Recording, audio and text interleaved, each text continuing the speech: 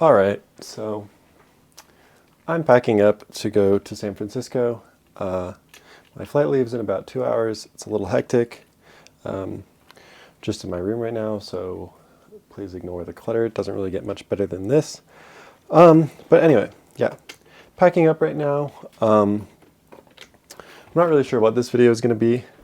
Originally, I was going to try to do a comparison about Lomo 800, Cinecell 800, and Portra 800 because I want to see which is best. But today is December 1st, and this film just came out. It is Harman's new color film, Phoenix 200. So I'm not really sure what's going to happen, but I for sure will not be shooting any expired film, so maybe the video will just be about shooting film in San Francisco. My camera is the Nikon Fe2. I'm trying to go super light, just one lens. It's the 50mm pancake, kind of a light setup. And then for my point shoot, I have the Nikon L35AF, so double Nikon action. And of course, the Nikon Coolpix. When I get there, I will be loading the Phoenix 200 first, so I'm definitely going to get through this film. I'm only there for like a day and a half, so I'm not entirely sure about the 800 speed films, but we'll see. It'll all be good. Maybe this will be 2 parts. I don't really know, but I'll see you when I get to San Francisco.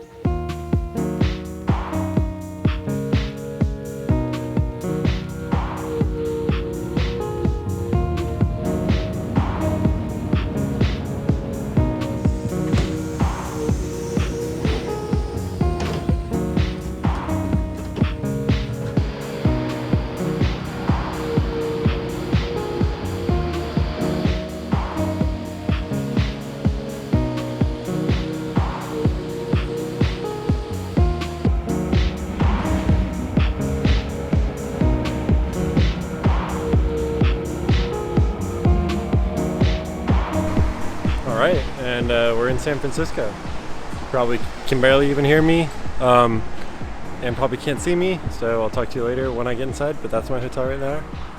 Hope you enjoyed the travel montage. Plugged in. Yeah, I know, that's what I'm saying. That's the fucking Depeche Mode, motherfuckers! Alright, we're back in the hotel. Here's our spread of Phoenix 200. Everyone's going to be shooting it. All these guys. Tyler, Nick, Austin, all the way over there. I'll throw up the tags. You'll see them throughout the video, but check all of this stuff out. Tyler, if you drink beer, I'd say Negra is the best.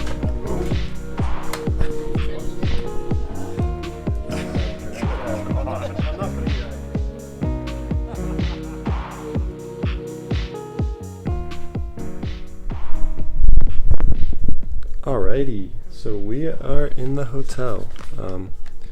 Got the Phoenix 200 with me.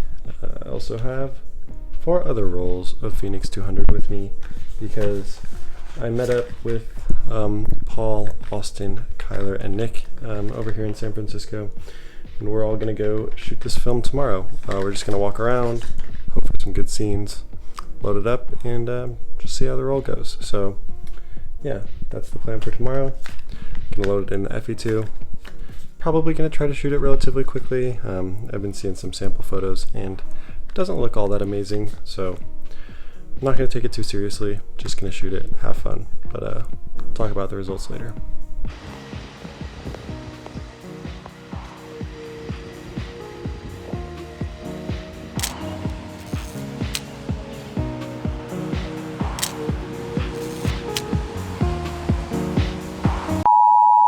So that was not Phoenix 200.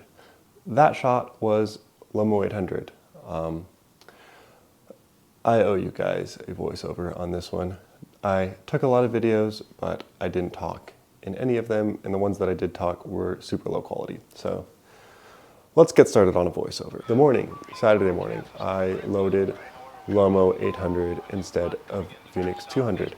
I went out in the morning to take some shots by myself, and I wanted to load Phoenix 200 in the Fe2, but it was very overcast in the morning, so called an audible, loaded Lomography 800 in the Fe2, and shot with it for most of the morning.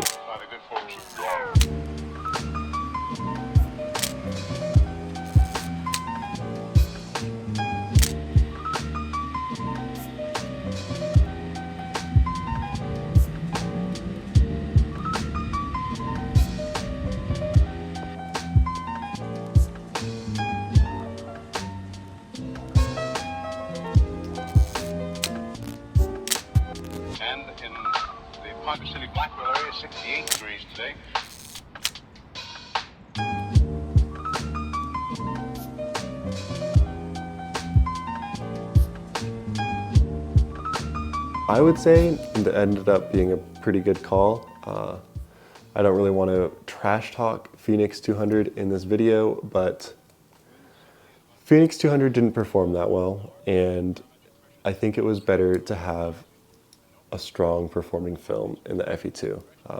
I think I just take my time and I take my shots a little bit more seriously when I'm using an SLR, so I'm glad that Lomo 800 was in the SLR instead of Phoenix 200.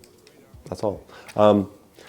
But yeah, let's talk about the Phoenix 200. I'll continue to share the Lomo 800 pictures throughout this video. There were a lot that I was really happy with, but right now we'll introduce the Phoenix 200. Western half of the U.S., rain showers and thunder showers along that frontal system, then that wide band of fairly heavy snows. Now what will happen each time that you see the frontal system on there, that begins at 6 o'clock in the morning, and then you'll see the cloud pattern move until 2 o'clock this afternoon. So as of that time, of course, the front was way off in the northwest. Now, however, it's moving into the central part of the nation with a couple of high-pressure cells behind it.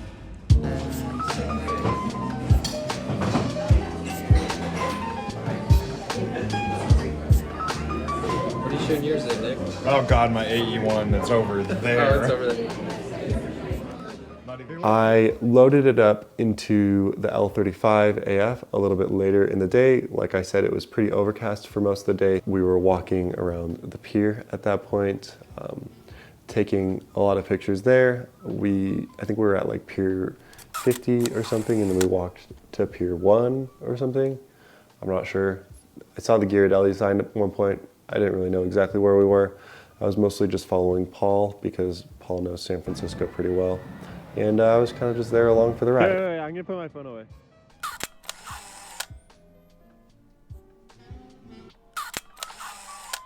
Cells behind it, and a few pockets of low pressure, and a fairly heavy band of rain showers and snow all the way from the eastern portion of Montana down the western section. Massive high.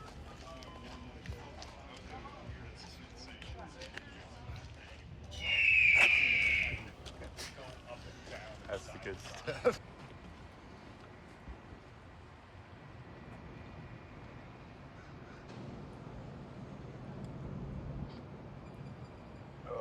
Hopefully this works.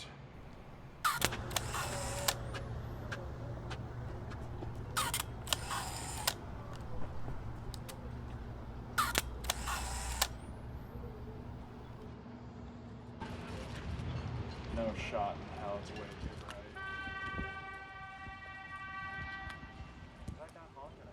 My little taxi.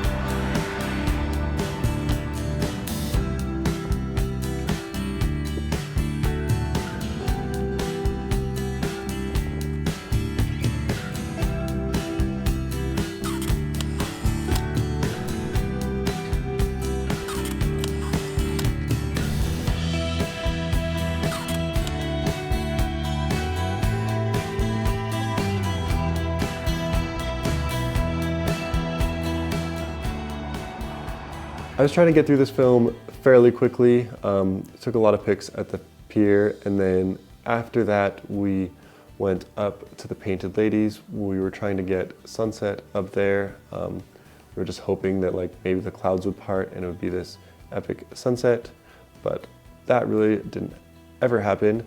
However, we rode the cable car on the way up to the Painted Ladies, and that was a really fun photo op.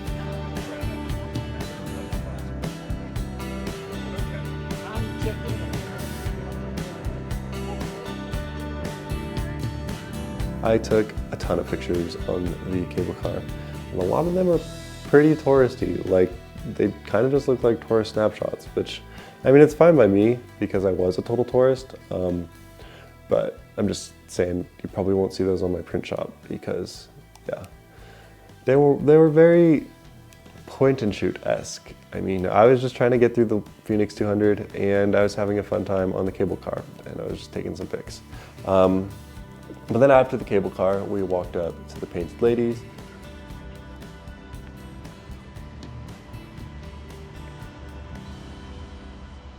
Tyler, are you bummed you finished your Phoenix? No, No painted ladies on the Phoenix 200? I'm relieved.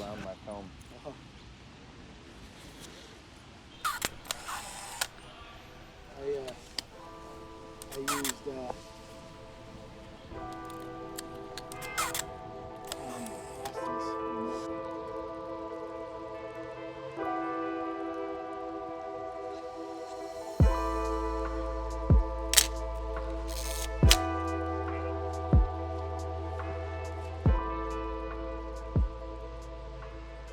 I really wanted to finish the Phoenix 200 up at the Painted Ladies, but it was just a little bit too cloudy. There were no real scenes that justified taking a photo, even if it was on the Phoenix 200. So I had to wait for the next day. So we're back at the hotel, done for the day. At least I'm back at the hotel. The other guys are still out taking pics, going to a bar for dinner, but I'm completely exhausted. It was a big day, so I got my dinner right here. Just gonna munch on these M&Ms and recover because we walked around a ton. I loaded up the Phoenix 200. I actually put it in my L35 AF. I got through about 32 pictures on it, so I took a lot of pictures with it, but didn't quite finish. So tomorrow we might go to the Golden Gate Bridge and probably wrap it up there. So yeah, I'm just gonna recover at the hotel and I'll see you tomorrow.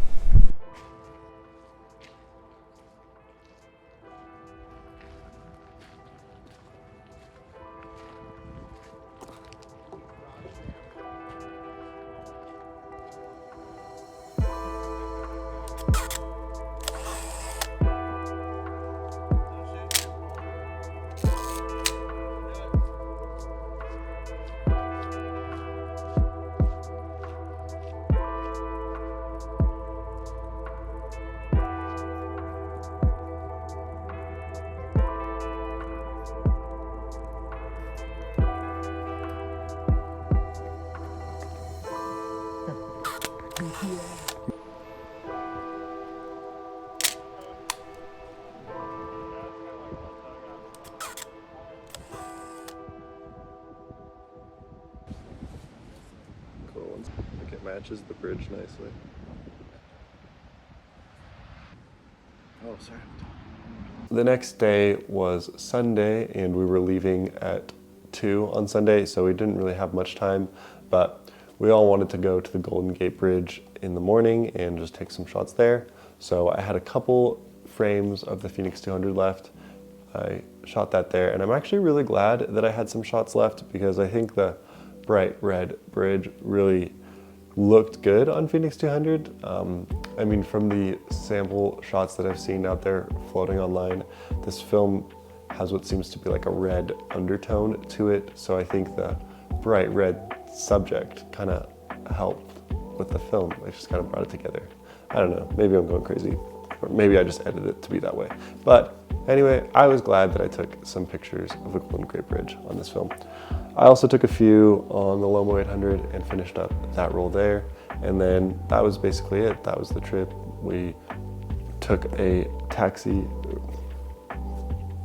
Who am I? What the hell? We took an Uber back to the airport at that point and then flew away. And I quickly developed and quickly scanned this Phoenix 200, and then I got sick and I couldn't make this video in time because I really wanted to get it out there while the film was still new. The film itself though, I don't think it was all that great. It was really grainy and I had these little weird blue artifacts in a lot of my pictures. I just don't think it's the most consistent color film out there, and I don't really recommend it if you were looking for a consistent color film. But it was a fun film to buy and try, and I really liked the idea of supporting a company trying to make a new color film. So I don't regret shooting this film. I do kind of regret that I convinced everybody else that I was with to shoot this film. They might not have wanted to shoot Phoenix 200, but you know, hopefully Harman will do some new versions and get a really nice color film going soon. So yeah, for now I'd say really if you want to support Harman, I would consider buying this film, support their further research and development. But if you're looking for a film that could like replace Portra or even Kodak Ultramax, I don't think Phoenix 200 is there yet. But it's promising that it even exists, if you know what I mean. So yeah, that's the video. That was also, I guess, my trip to San Francisco.